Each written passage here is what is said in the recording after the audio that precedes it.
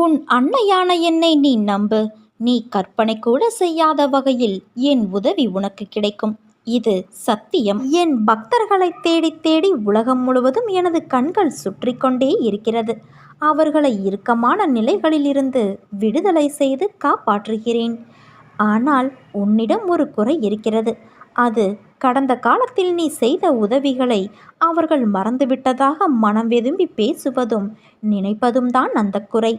அந்த காலத்தில் இந்த உதவியை செய்ய வேண்டிய கட்டாயத்தில் நீ இருந்தாய்.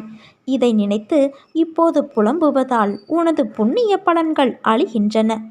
உன்னை சார்ந்தவர்கள் புறக்கணிக்கும் போது செத்து போகலாமா என்று கூட நினைக்கின்றாய். செத்துப்போவது உன் கைகளிலா உள்ளது?